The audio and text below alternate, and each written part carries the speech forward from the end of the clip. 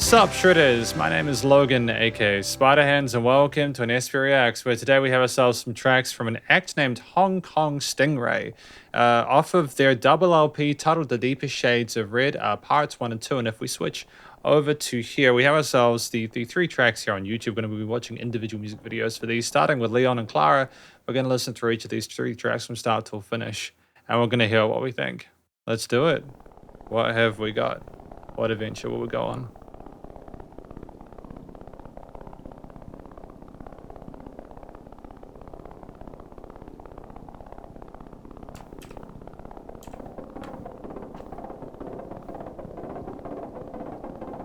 I do like the video design though. It's very interesting.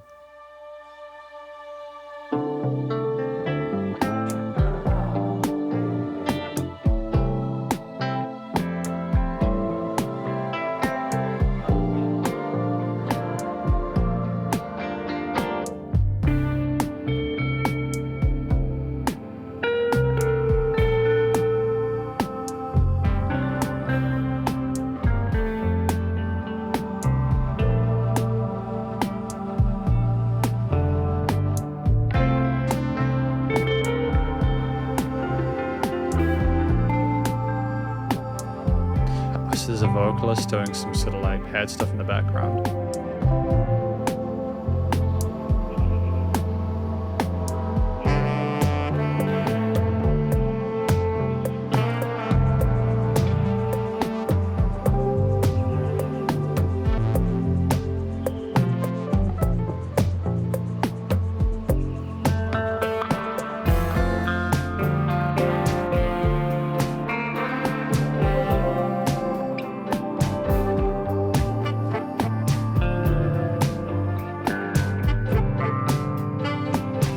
I love the quiet little staccato bits of brass there. I am conscious about myself and everything. Then suddenly,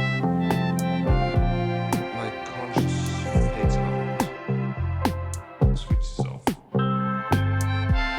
is a not existing. And that is a marvelous feeling. That from existing, I am not existing.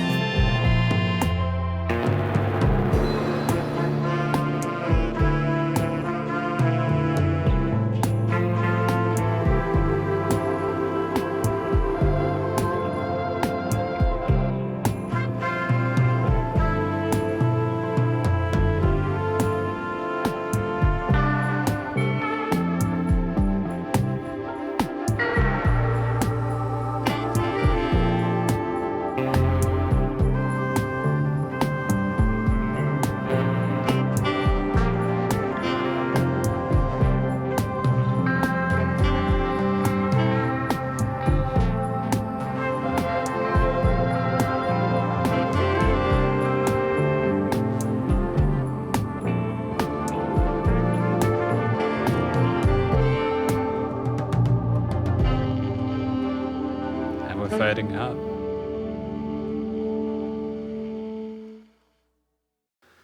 So I'm wondering if these tracks are going to be a little bit open to interpretation. I don't particularly mind that.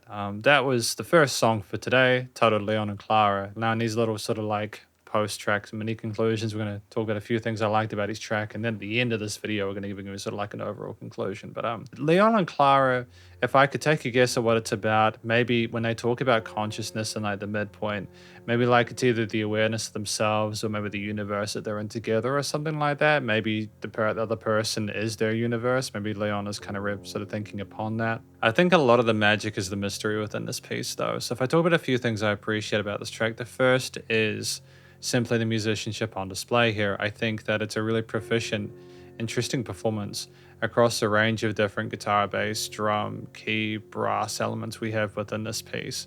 I like that everything is so gentle, but it's played with such kind of accuracy. You have these really wonderful, you can hear like a click at some point. I'm wondering if they literally did include some sort of like metronome tone or something. You can hear the sound of the metronome kind of like and it could be just an alternate percussion, which is fine. Either way, I don't mind. But you have the full drums come in, for example, and we're just so tight to the groove of the individual quarters, 8s and 16s. But we also have such great dynamic control. The sense of musicality and the percussion alone is fantastic. But when you have the sleepiness of everything else, not in a detrimental way. I mean, it's just such an incredibly alarming and relaxing track. It's hypnotic in its approach. Just how sort of soothing and kind of beautiful it is, and how easy to listen to it is because of the control they have whilst being able to play all these like technical little bits and pieces that are scattered and implemented throughout. It's just really impressive. I think it's also the production quality of it. There's just a wonderful sort of like connection and clarity across the various devices in terms of how they're panned across the stereo field as well as in the frequency spectrum. There's no resonant frequencies. It's a commercial grade mix of a piece where there are a lot of interesting analog layers, but they never fight or sort of like kind of rub each other up the wrong way. Things come in and out, like you're going and phasing in and out of the ether, but it's just very sort of satisfying. I think if you'd had to kind of clean or sterilize the recording, it might have sounded a little bit too clinical or kind of forced. I like the kind of the changes of textures between like the reverb tails and delays on like some of the guitar parts you have on the sides versus just the gentle glow without too much decoration or ornamentation of the saxophone parts there. I like the breathiness in the body of it, and that's not too crushed or pushed under the force of the compression on other parts of the mix. I like the fact that the percussion has headroom as well.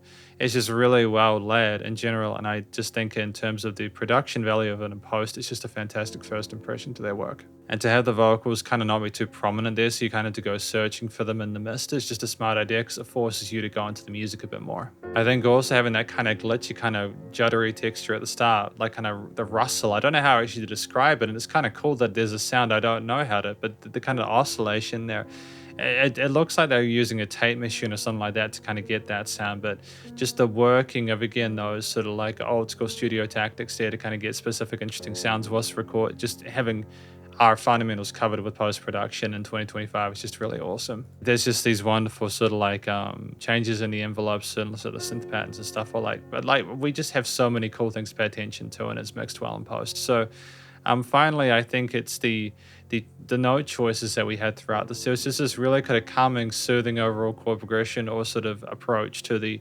composition where harmonically with the overlying kind of chord progressions and individual melodies and bass lines, etc. No matter what we did, it was never kind of jarring or kind of off-putting. It was very sort of peaceful sounding. It's just such a gentle, wholesome tone there. And I think that you need those chord choices and the scales, the major and minors, maybe some pentatonics or something like that, but no harsh flat fifths or anything like that. It's just knowing what notes work well to harmonize with others in order to sort of like elevate the overall experience. So we're off to a fantastic start, and I look forward to what we've got next, which I think is An Iris, track number 2.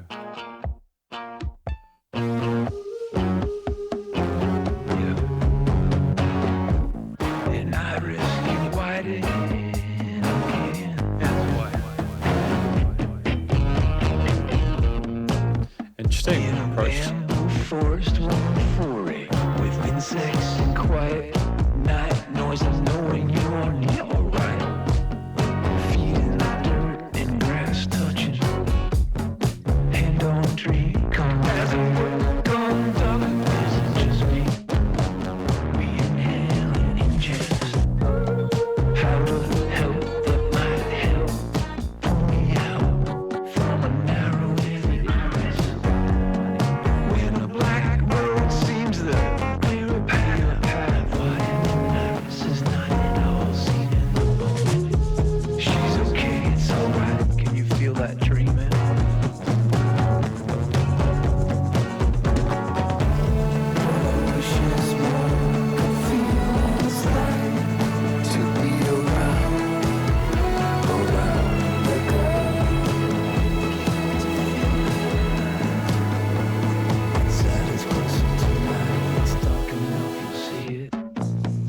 A gentle sway, light breeze, someone's near. Hello, crickets.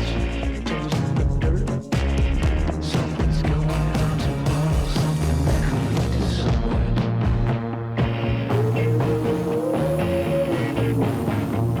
Am I risking writing?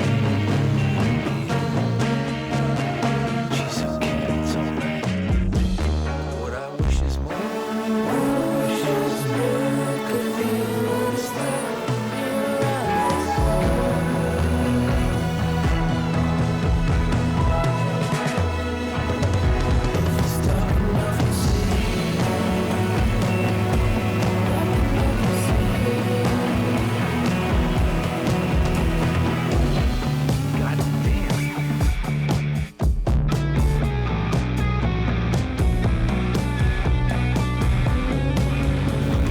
psychedelic, isn't it?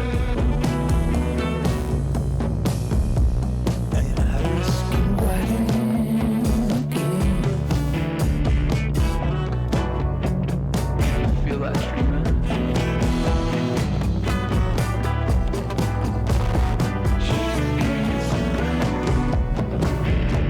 Get widen. Get widen again. You never know, it could widen again. Never see it coming. And iris can widen again.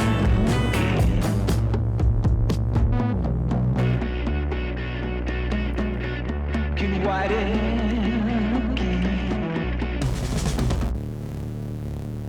I don't know how to interpret this one.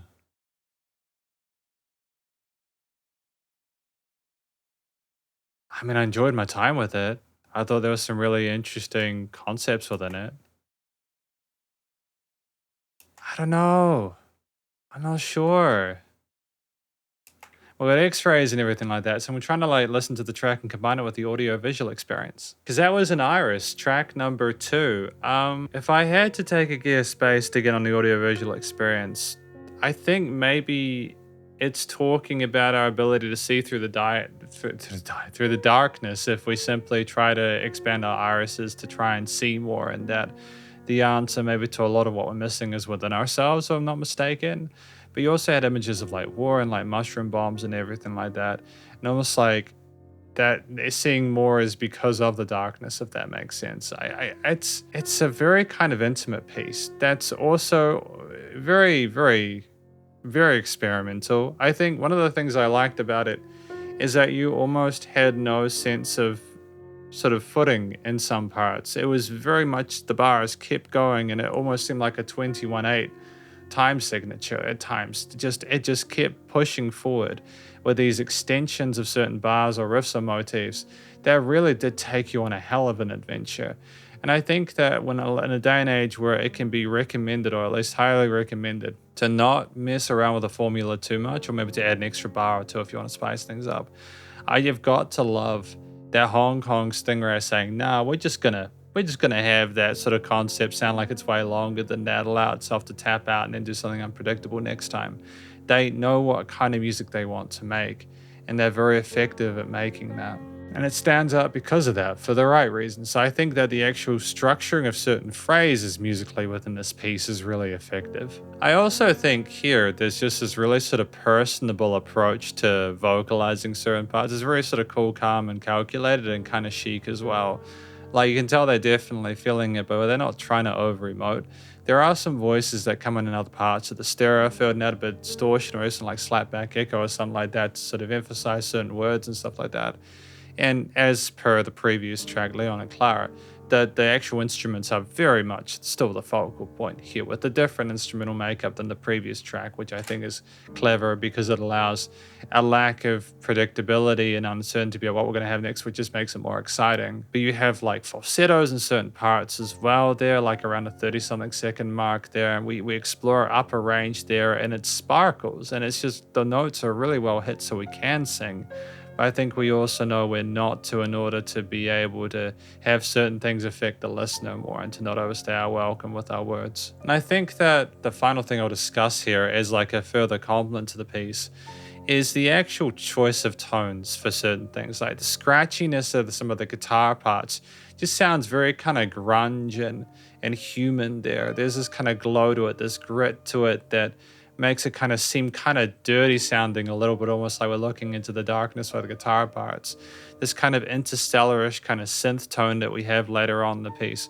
It just sounds very sort of spacey and almost like we were just a part of the universe, a speckle at that point, and we're kind of acknowledging the kind of weird sort of maybe even the sci-fi kind of element of what we're starting to find as our irises expand. There are these kind of almost like the music band that kind of remind me of their sort of guitar tones. There are these tones, these kind of pushing distortion of guitar parts, which is so over the top that they become almost sort of like noise rock, but in a way that illustrates the dissonance occurring within some of the what I should be parts of the track. And we have some like really interesting phrasings of different guitar riffs, as well as the vocals kind of playing along with those to a certain part. But they get kind of like very tense at points. And I think just at the start there, that tension is in part because of the stacking things quite close within the frequency spectrum, but it's also produced well enough that things don't compete for attention too much.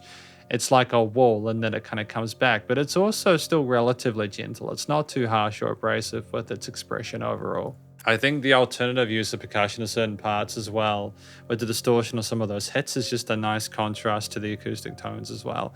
Like, I like that every ingredient within this has something within it that makes it kind of special and kind of memorable because of that. The last thing we want when we're producing an album is to have sounds that people have already heard before, especially if it's all of the instruments. That can be the unintended downside of trying to sort of chase trends or something like that. But clearly we've got almost the antithesis here to an extent, to be respectful to Hong Kong Stingray. I think they're doing a lot of things here really well. It's simply that they are very much in their own direction, and I feel that works for them. And just like the overall final comment, I suppose bonus content, like the bus compression on the mix there from a post-production perspective kind of tightens everything a bit together. Again, there's dynamic range, but it almost seems like a kind of a claustrophobic experience as you go through the whole thing. And I got to show some love for that. So it's very cool music there. I haven't really heard music like this in quite a while. I like when people send stuff through that catches me by surprise. And again, like around the 1 minute 10 mark, where you have the kind of fluctuating, kind of almost like faded synth parts going backward, up and down between notes, with the vocals being very soothing alongside that. We just have so much room in the stereo field and free spectrum for things. And we know the affectation of what we're trying to sort of portray there. It's very good. And then finally, we've got in Panavision, track number 3. Nice addition to the radio there, start.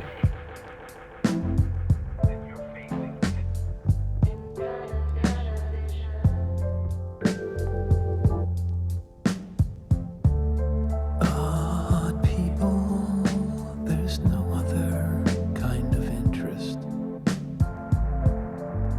They only watch movies filmed in panavision.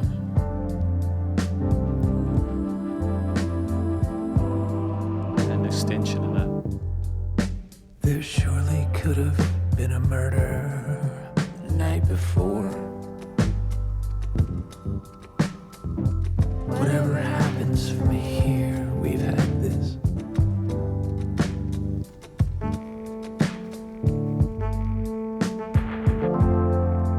I can see Colorado is coming up, beers drifting. A sunrise barely whispered behind the curtain. Oh, the pulse, the glow of the brass on the sides is beautiful, man. There surely could have been a problem the night before. Whatever happens from here, we've had this.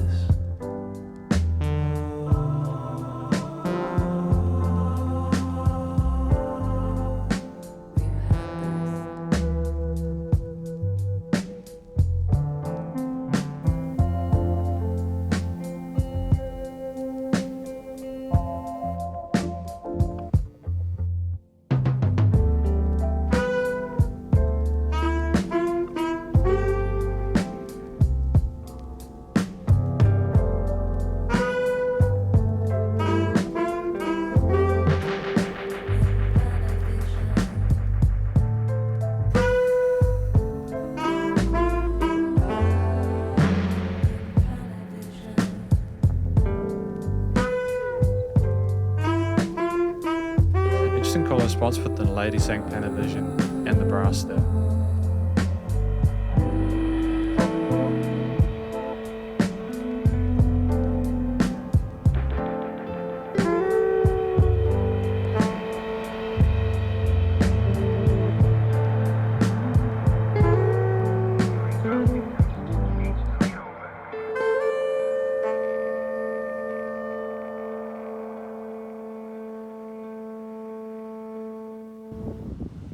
Is that it? That was so quick though, that flew by.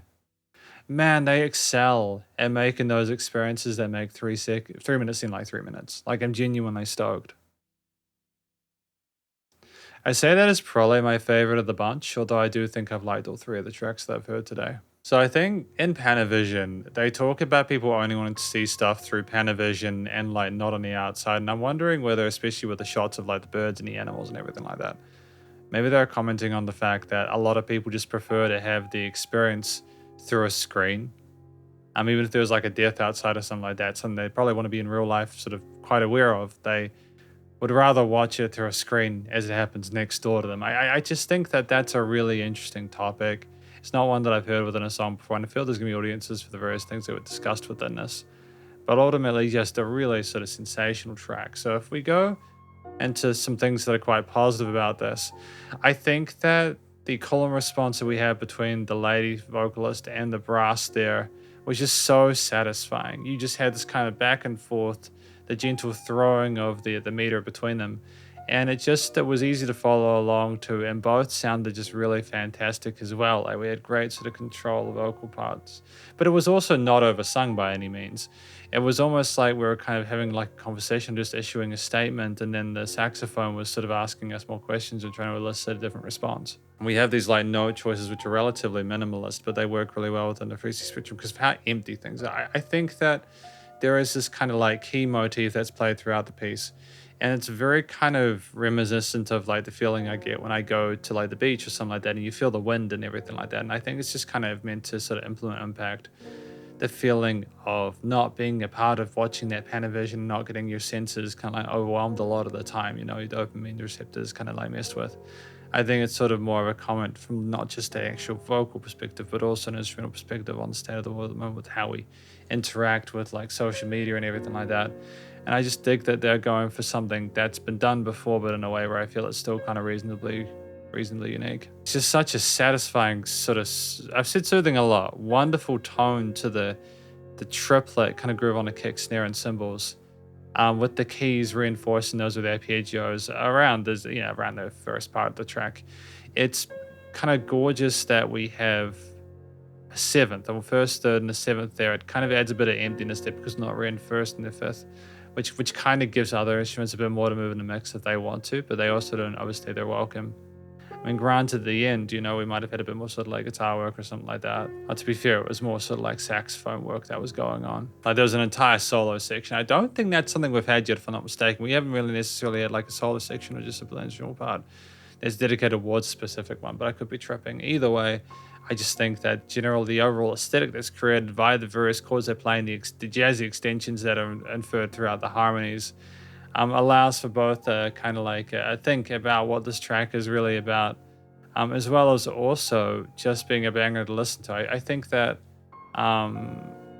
with each of these three tracks, they had a very sort of like, ironically sensible approach to it. They literally just, I think, wanted to make the music they made, and in this situation, I don't think it paid off. There's like sounds of like tapes closing and opening and stuff like that, and other sort of like foley parts throughout the piece, and it's great to hear that we're keeping a motif kind of repeated, but like not in a way where it would be like detrimental to the listener watching it. I think as well, the soothing sounds of the lady vocals with the pads around the 36 mark, with the keys not being particularly sharp or anything like that, they're more just sort of like present, providing a sense of direction melodically. You've just got a continuation of that smoothness and gentle kind of like component of these three pieces that time together. And even when you have like a tom fill, it's never too kind of rough or abrasive. It's just a da-da-da-da and back into it, like around 1 minute 52. So I think they are very self-aware of what's required to make great music. They do make allowances for their visions, but at the same time, they do try to sort of include enough to sort of go along to if you want to sort of hear it more, even from a passive perspective. I think it was just great to have more of the saxophone here on the final note. I just liked the fact that when we kind of had them sort of like feeding off or harmonizing off with each other. They might have been different instruments, but like it I suppose before, when you've got Panavision, two different synthesizers, you got there's sort of like mono stereo comparisons that you can make there. Either way, just a really fantastic time with these three tracks. I'm going to talk about them more in the conclusion. And so welcome to the conclusion of my review of these three tracks from an act named Hong Kong Stingray off of the double LP titled The Deeper Shades of Reds Part 1 and 2. These being Leon and Clara and Iris and in Panavision. Now, I've spoken about these tracks within their individual sort of mini conclusions, so I'm not going to go too much into them individually here. These are my overall thoughts on these three tracks. A few things I really appreciated generally, as well as any applicable constructive critique, and then finally my general thoughts on it from a listener's perspective. But first of all, what do we think these tracks are about? I think in general, the deeper shades of red would sort of indicate to me these are strong feelings that they have about things, but then there's a sort of sense of irony to that because of how gentle and serene a lot of the music is. It's very kind of soulful and sort of lo-fi and jazzy, and any of the vocal performances that we have here are very sort of like somber. If there are any sort of bits of added intensity, they're never harsh or abrasive. So while I think we're discussing sort of different perspectives, such as, again, Leon, Clara, the consciousness, maybe the other person in our life and how we interact with the rest of the universe, and are sort of opening our eyes to the darker things and getting sort of like maybe a little bit dirty in the process. In panavision, people wanted to sort of see things through the screen rather than real life, these are things that are very important to them, these sort of strong feelings they have about parts, but they're sort of put forward in a way I think that's very accessible to listeners in general, and that I think there will be an audience for. It's a very unique experience simply from sort of like a thematic perspective, but I also think everything else in here is very good. We'll talk about a few main areas though. The first thing for me is the actual quality of the vocal performance here. So the vocals aren't there all the time, but when they are, they're fantastic. I adore the approach that we have with them. When we do have vocals like in Leon and Clara, it's more specifically about sort of state in the consciousness. It's more of a conversation. With an Iris, it's a bit more sort of like outspoken, but you have other sort of vocal takes as well there, and we're sort of more sort of emphasizing certain parts of that. Without overcomplicating things, in Panavision, we're sort of more sort of making sort of statements or sing parts, and we have like the lady vocalists come and sort of articulate certain elements as well. But like it's very sort of like accessible again and chilled out and very easy to listen to. It's very sort of peaceful and puts you in almost a meditative state alongside a lot of the rest of what's going on within it instrumentally. Like I feel incredibly calm listening to this, and I cannot say that that is a common experience that I have, but I love that I feel that way. We're comfortable in head and chest voice, but we don't overextend ourselves technically. We're just very sort of comfortable in our range, and we communicate in a way that we need to get the words across. But I think a lot of the flavor is put forward for the instrumental parts, and the vocals are quite literally the icing on the cake. It's like da da da, kind of like I can't sing like they can, but like just that being not just a storyteller using their words, they're also just singing notes as well. And like in Panavision, I like that we are in tune with the rest of the backing arrangement and trying to sort of bring that forward as well. It's very good music. It's very well thought out and well considered. And I like that the vocalists are both capable of telling a story without overcomplicating or overdoing it, whilst also allowing plenty of space for the other parts to breathe as well. I think secondary to that, or the additional sort of second part, I suppose, is simply the instrument performances in general across the range of different brass, guitar, bass, drum, keys, synth parts, any of the sort of like tape deck sort of like manipulation at the start, any of the synths that we have, they're just so wonderfully well played. And I think it's a combination of proficiency across the various instruments there, both making sounds with them and having notes kind of come into play that work best with the strengths of those relative instruments, the kind of breathiness of some of the brass parts, a little bit of like kind of fluctuation of fluttering occasionally, but like allowing those harmonies to glow in the ether and emit depth range there. The guitars playing different arpeggios and sort of like lead lines there, or like kind of like melodic aspects, never being too sort of forward with it, but in a way that it kind of colors and decorates alongside some of the brass elements. The bass underneath there kind of reinforcing certain parts of the chord progressions there, and being sort of like very sort of like cognizant of what the drums are doing. With the drums, like having some interesting sort of like alternate tones, like with kind of clicky parts there, but also having the more sort of acoustic raw tone to kind of bring things back down to earth. There are just some really cool decisions in regards to the tones and textures that are present within this album, combined with what's going on with the actual proficiency of the performances. And like the keys that we have in Panavision are just so they're so mature sounding. They sound almost kind of like wistful. And it's just a few notes that they're playing, but it's the reverb delay tails alongside, which I suppose is equally a post-production thing. But just allowing the brass to come in with space within the mix for that, to not have things overcomplicate or crowd each other too much. It's knowing how much space to have in terms of instrumental layers, as well as in the frequency spectrum from an arrangement perspective that allows tracks like these to shine, allowing there to be space in certain parts, and in other parts things being a bit more sort of like full, kind of like a warm, closey blanket. But it's also having those chord progressions and sort of like melodic or harmonic ideas alongside the lack of wanting to really hit things too hard overall dynamically that allows the performance to seem very kind of like sleepy sounding. It's like nighttime music, I suppose, but in the best possible way. It's not uninteresting. I don't feel disengaged from it. And there's this kind of vinyl kind of crackle that I can hear occasionally that just kind of makes it seem very sort of nostalgic and vintage. And there's just these little design decisions that aren't necessarily instrumental, but that just add to the overall sort of sound aesthetic to kind of make it seem like you're welcome home, like you're home. The studio production with the final thing, I love the way that things have been leveled and the stereo, frequency spectrum and stereo field, music surrounds you in the headphones, things go from there to there. It's very easy to follow along to things. You're taken on a journey with certain parts there. There's never a dull moment. There are changes between the quiet, loud parts. There is sufficient dynamic range, but in the way that sounds professional grade, it's commercial grade. It's not like a mixing issue. It's like you're allowing things to be quiet for a little bit and you get sucked into it. Like there are quieter vocals in Leon and Clara and you go deeper into them to try and find them and you get sort of absorbed by the music and it's very, very good. Yeah, no weird frequencies in the frequency spectrum. You can hear things clearly. The actual quality, the recording of the different synths and keys and guitars, bass, drums, etc., all those different elements was absolutely, is wonderful as well. There's no mistakes there. The vocals, they were not overproduced by any means. A lot of them are sort of seemingly raw takes. Granted, with like maybe not completely raw. There'll be like some EQing or like some reverb or something like that. Stuff to kind of help it niche better and not have any sort of resonances. But it's like a situation where you know that you can kind of hear them sing as if it was a live performance. It sounds studio grade, but you could imagine it being just as good, if not better, live.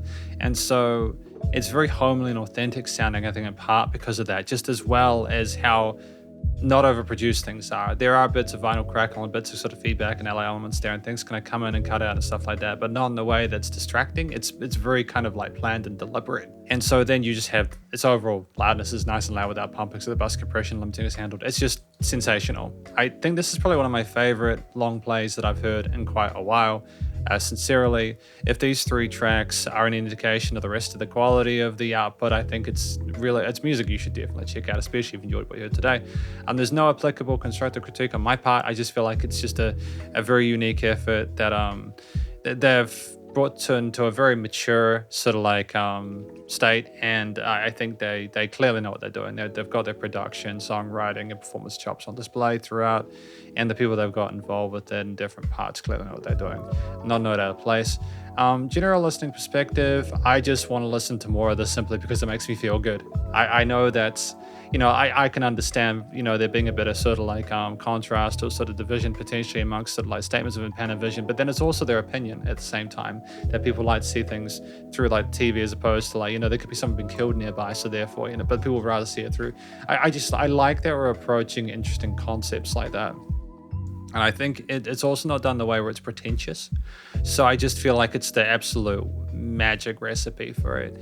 Ultimately, yeah, great music. Thank you for watching my review of these 3 tracks from an act named Hong Kong Stingray off of the double LP again, The Deepest Shades of Red Parts 1 and 2.